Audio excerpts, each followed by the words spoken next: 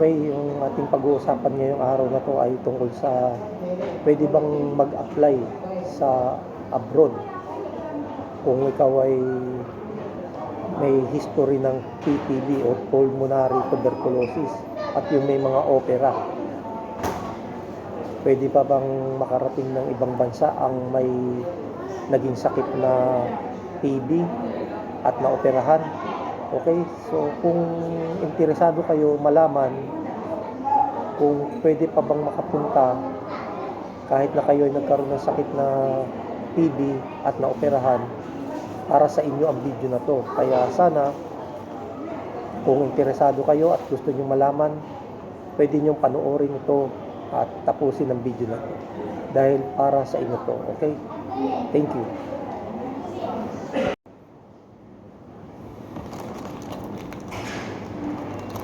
Good morning. Kain tayo. Ito. McDonald's. Ito may cheese, may bacon. Dalawa. Saka pakwan. Namili ako ng pakwan sa Co-op. Tapos lang maglakad-lakad. Pagod, mainit na.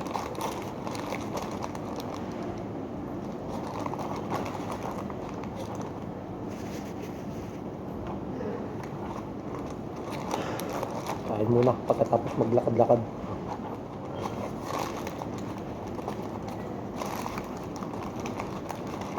Day off kasi.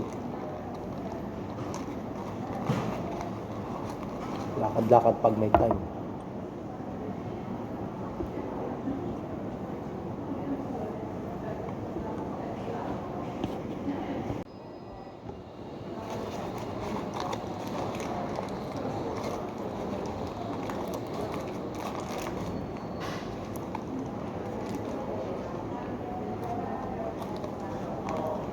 Yung mga gustong mag-apply sa abroad, halimbawa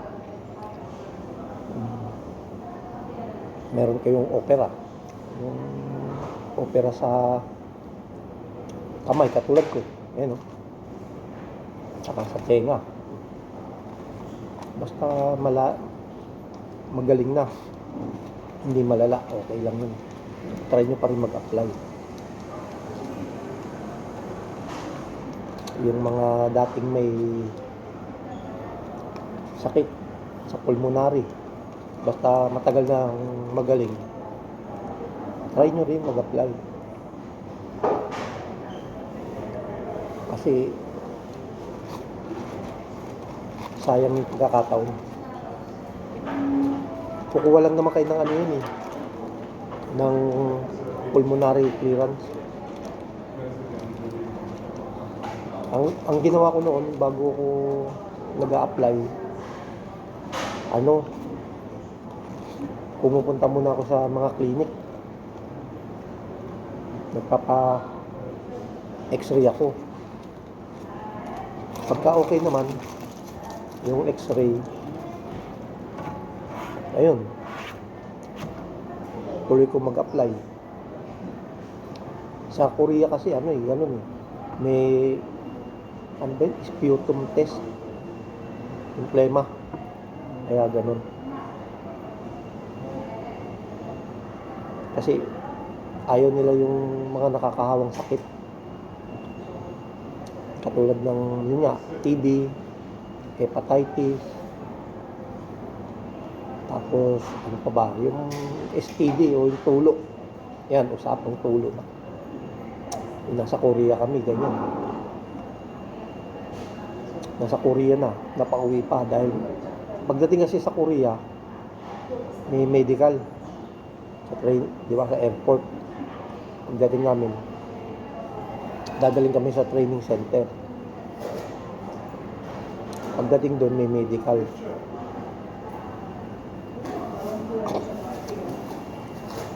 Tapos merong katulad doon, x-ray, lahat, kung anong medical sa Pilipinas, ganun, kuha ng kandugo,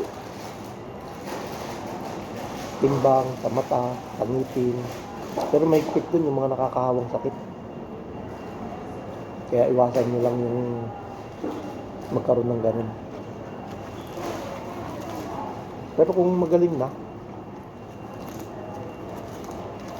try nyo rin. Wala naman mawawala doon. Malay nyo, swertihin din kayo. Ako, sinubukan ko lang din eh.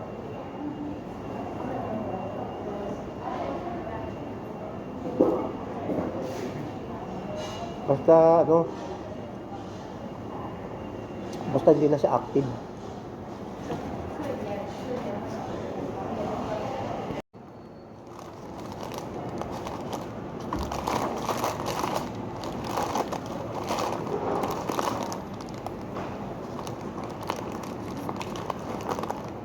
Dito din sa Europe, nung nag-apply ako dito sa Hungary, nagpit din yung medical.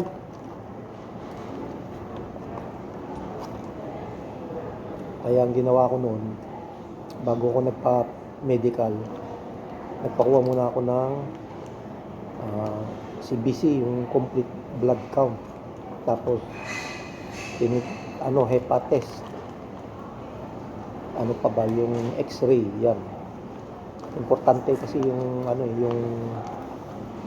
blood test. Kasi doon makikita lahat kung may sakit ka na nakakahawa. Pag okay naman, katulad nung nagpakuha ko, okay. Ayun, saka ako nagpunta sa medical namin. Para hindi sayang yung gastos. Kasi may mga kasama rin ako noon, mga na-pending.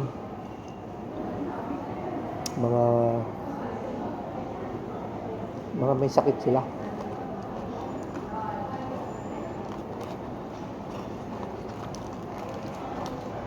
Katulad ng high blood, yung iba may hepatitis, yung iba may problema sa kidney, sa atay, may mga rayuma, may mga ganun. Kaya mahigpit talaga pag nag-apply ka ng abroad. Kaya nga yung mga dati kong video, yung mga matatagal ko ng video, yan yung palagi kong sinasabi. Ingatan nyo yung sarili nyo. Pag nag-apply ka sa ibang bansa, dapat ingatan mo na yung sarili mo na huwag ka magkakasakit, na hindi ka dapat babagsak sa medical. Minsan nga, pasado sa medical, walang sakit. Ang problema yung psychological test, yun ang babagsak eh. Yun ang pending. Kasi kala nung iba, psychological test lang yan, madali lang yan. Paulit-ulit na tanong, sasagutin mo yung mga tanong, paulit-ulit, madami. Pero hindi nila alam, maraming bumabagsak doon. May pending, yan, mga ganun.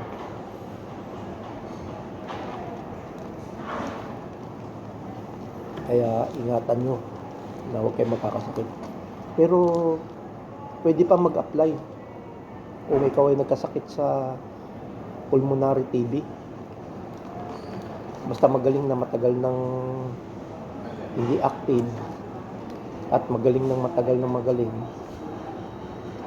Peklat kasi yung lung scar kasi ang ibig sabihin na peklat yun. Pagka nakalagay dun sa X-ray, may nakalagay dun na pulmonary fibrosis. Fibrosis yun yung peklat na lang yun. Parang ito. 'Di ba matagal na siya magaling, peklat na lang siya.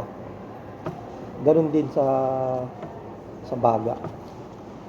Pagka nagkaroon ka ng sakit sa baga, pulmonary tuberculosis, pagka gumaling na yan, nagamot ka na matagal, natapos mo yung gamutan, peklat na lang yun. Hindi na yung mawawala kasi. Kaya pagka merong ganun yung X-ray nyo na sinasabi na fibrosis, basta hindi na siya active, okay lang yun. Hihingi na lang kayo ng pulmonary clearance. Ako ganun lang ang ginawa sa akin nung sa medical na pinuntahan ko sa medical clinic. Pinakuha lang ako ng certification ng pulmonologist. Okay naman. Yun nga lang, medyo dagdag gastos. Kasi pamasahe, galing pa ako sa probinsya. Tapos luluwas ako papunta sa Maynila. So yung pamasahe nun, balikan, tapos pagkain pa. Ganun talaga yung sakripisyo. Tiis lang, tiyaga lang talaga. Ngayon, na makarating ako sa South Korea, ganun din sabi ko, huwag kayong mawala ng pag-asa. May sakit kayo sa pulmonary TB dati, basta magaling na, hindi na sa active, mag-apply pa rin kayo. Nakarating ako dito sa Europe, ganun din. Ingatan nyo lang na hindi na siya masusugat ulit o hindi na siya magkakasakit. Hindi ka na magkakasakit ulit. Iwasan mo na lang yung mga dapat iwasan. Lalo yung sobrang pagpupuyat. Okay lang kung panggabi ka, pero dapat ingatan mo pa rin.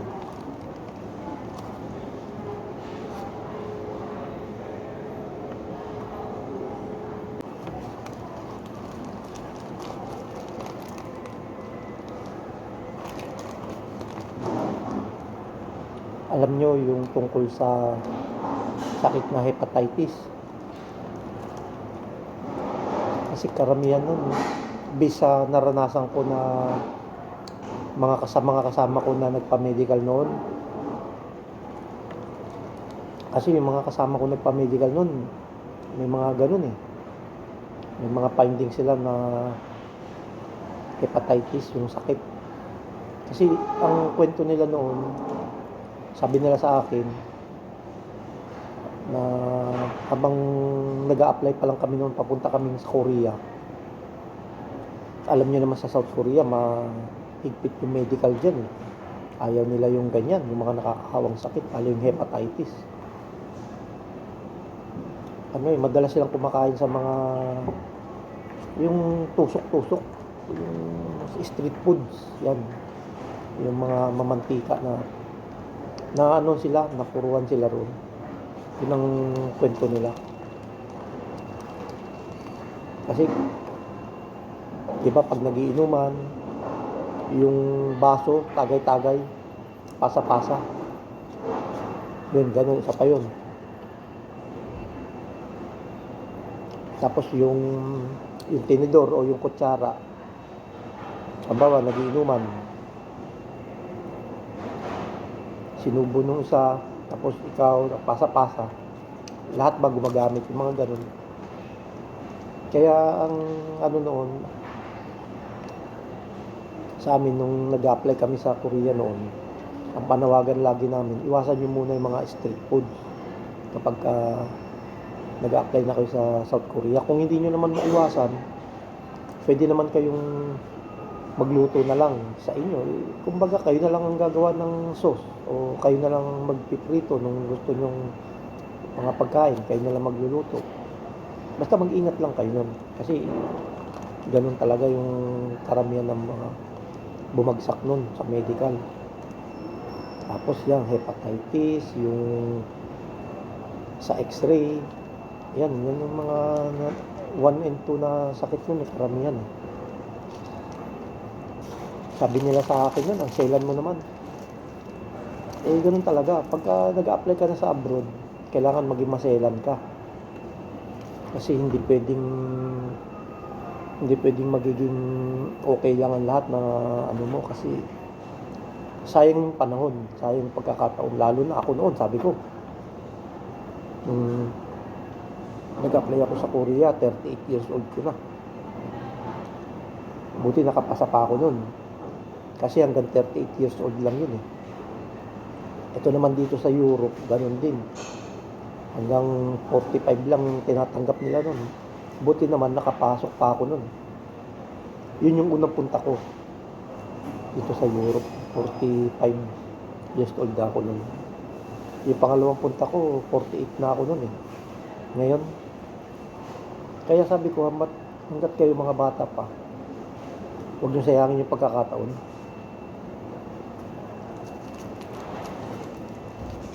Kung halimbawa, nag-a-apply kayo sa ibang bansa, halimbawa lang, sa Korea, hindi ka pumasa kasi may exam. Try mo sa iba. May Taiwan naman. Sa Japan, may din. Kasi mag-aaral din ng language. Kaya sabi ko nga, yung mga bata pa, hanggat may pagkakataon kayo, may panahon, mag-apply kayo na mag-apply. Huwag nyo sayangin yung panahon. Huwag nyo sayangin yung pagkakataon kasi mga bata pa kayo.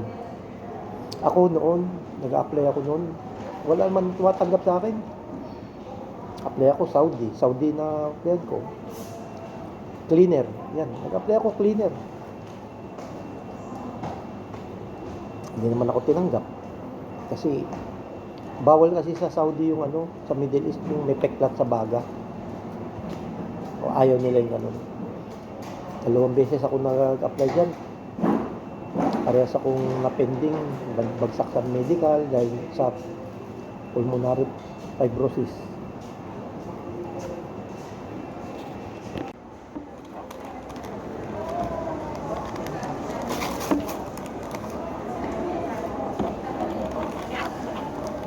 Kain tayo ng pakwan.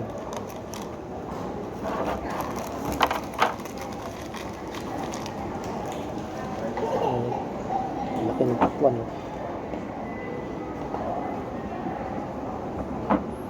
Kain tayo, pakwan. Mura lang yung pakwan dito eh. Wala kasi akong kutsilyo. Kaya bumili pa ako.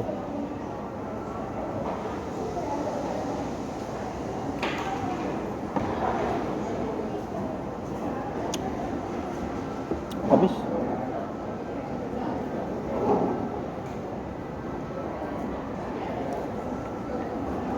Tamis ng pakwan nila.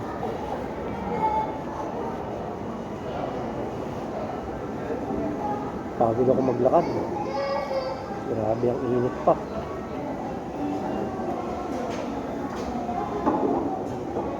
Grabe ang init pa.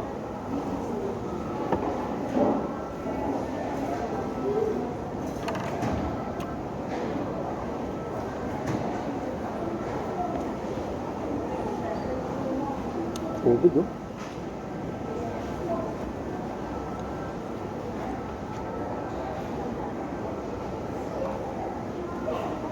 Matamis yung pakwan nila rito.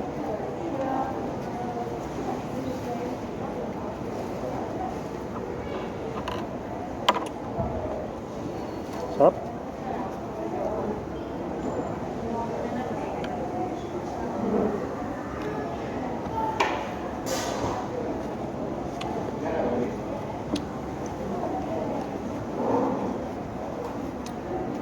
Sarap ng pakwan.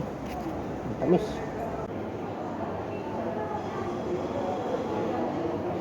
Alam nyo sa medical, may kasama na rin yung ECG. Lalo na pagka, alam ko pag edad, 40 pataas, meron ng ECG. Pero yung ibang kasama ko, mga iba, bata pa. Wala pa yatang 30 years old, may ECG na rin. Parang kasama sa requirement na rin. Isa pa yun, marami rin na pending doon. Ano naman yun, pagka mga naninigarilyo talagang ganun. May mga klinik kasi na mahigpit talaga, sobra. Pero naman maluwag, okay lang kahit na mga minor lang, pinabibigyan na nila. Kaya nga sabi ko sa inyo, pagka kayo mag-a-apply, samantalin nyo hanggat mga bata pa kayo. Huwag niyong sayangin yung panahon at pagkakataon. Halimbawa, katulad nung kagaya kanina, sabi ko, halimbawa, na kung hindi ka makapasa sa South Korea kasi mahigpit yung exam, sa Japan, ganoon din. Yung mag-aaral ka ng language nila. Meron namang ibang bansa pa, malay mo, sa ibang bansa, swertein ka, katulad ng Taiwan, Europe. Swerte kayo kasi noon panahon namin, wala pang mga ganyan eh. Ang mga sikat na bansa noon, Middle East, Saudi, Japan, talagang mahigpit na noon pa yun. Tapos yung South Korea, ang laki pa ng placement fee. Buti tinanggal nila yung placement fee sa South Korea. Ang problema, pumalit yung EPS, yung mag-exam ka ng language nila. Pero okay na rin yun. Medyo mag-aaral ka lang ng maigi para matutunan mo yung Korean language. Dito naman sa Europe, wala naman requirements na ganun na mag-aaral ka ng language nila. Pero dapat, kahit basic dapat meron din kayong alam kasi para din naman sa inyo yun. Mga basic na salita nila, yung mga ganun. Kasi kailangan yun para maintindihan mo rin sila. Sa Korea kasi, nung nandun ako, napansin ko, importante talaga, marunong ka magsalita ng language nila, marunong ka magsalita, magbasa, marunong ka magsulat. Kasi pag hindi ka marunong bumasa, hindi ka makapagbasa, hindi ka makapagsulat, hindi ka makapagsalita ng language nila, mahirap. Pagsakay mo ng tren, ng taxi, kailangan alam mo kung saan yung pupuntahan mo. Kasi baka mamaya, imbis na papunta ka sa pupuntahan mo, pabalik ka sa malayo pala. Mga ganun. Pero dito sa Europe, karamihan dito marunong naman mag-English. Kaya hindi mahirap. Madali lang maintindihan din. Pero kailangan yung basic language, yun, kailangan marunong din kayo nun.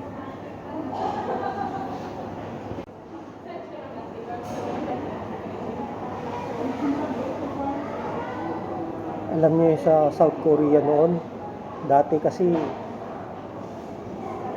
pag nag-exam ka, may English yun.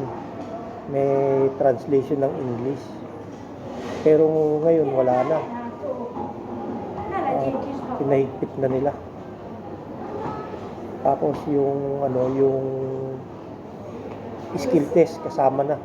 Dati walang skill test eh. Pero ngayon may skill test na rin. Ayan, naranasan ko rin yan, yung skill test. Kami yung kauna-unahan dyan. Nakapasa na sa exam. Pag hindi ka nakapasa sa skill test, wala rin, bagsak ka pa rin. Kailangan papasa mo yung exam, yung medical, yung skill test. Pagka hindi ka pumasa sa skill test, wala na. Bagsak, exam ka ulit. Di katulad nun, pag pumasa ka sa exam, okay na, medical ka na kagad. Basta pasado ka sa medical, waiting ka na ng employer. Basta ingatan nyo lang yung sarili nyo na huwag magkasakit. Subukan nyo pa rin mag-apply. Basta hindi na active yung pulmonary tuberculosis nyo, yung PTB. Pagka nakalagay doon na fibrosis, hingi lang kayo ng certification sa pulmonologist. Kasi peklat na lang yun eh. May mga bansa kasi na ayaw ng may lung scar. Pag sinabing lung scar o fibrosis, ayun, peklat. Katulad ng bansang Saudi sa Middle East, ayaw nila yung may ganyan. Pero sa mga bansang Japan, South Korea, dito sa Europe, ewan ko lang sa iba, kasi hindi pa ako nakarapunta din. Alam ko pwede yun eh. Kahit na katulad ko may peklat sa baga pero hindi na active. Dito ako ngayon sa Europe, sa Hungary, sa Korea, ganun din yung naging problema ko doon. Kaya try nyo pa rin, huwag kayo mawala ng pag-asa. Katulad ko may opera, di ba? Pinakita ko kanina. Try nyo pa rin. Basta try nyo na lang i-try. Marami namang agency. Maraming kayo pwedeng puntahan na bansa. Hanapin nyo lang kung saan kayo pwedeng pumunta para makapagtrabaho kayo. Okay? Good luck sa inyo lahat. Sana kahit paano nai-share ako sa inyo. At ingatan nyo lang yung hindi kayo magkakasakit ng malala. Lalo na yung mga nakakahawang sakit, iwasan nyo. Delikado yun. Tiis na lang muna kayo. Siguraduhin nyo lang na ang medical nyo, palaging physically fit kayo. Saka hindi kayo babagsak, hindi na kayo gagastos ng pagkalaki-laki pa. Bago kayo mag-apply, pumunta muna kayo sa mga clinic para malaman nyo kung kayo ay may sakit. Para hindi kayo magastusan ng malaki. Ano ba yung mga dapat yung gawin? Papakuha kayo ng hepatitis test. Tapos, yung ihi, dumi, mga ganun, x-ray, yung mga basic na kailangan talaga. Pagka pasado kayo, wala kayong mga sakit na ganun, lalo na yung mataas yung BP o yung blood pressure nyo, ayun. Kaya, isa pa yun, pag mataas yung blood pressure nyo, isa pa yun, baka mapending din kayo, maraming napipending sa ganun. Kaya iwasan nyo lang na yung mga bagay na gano'n para hindi na kayo gumastos ng malaki. Kasi sayang yung panahon, sayang yung pera, sayang yung pagkakataon. Buti kung papunta tayo sa pagkabata, hindi, papunta tayo sa pagtanda. Okay? So, hanggang dito na lang ulit. Hanggang sa susunod na usapan na lang ulit. Sana marami pa tayong ma-share at mapag-usapan.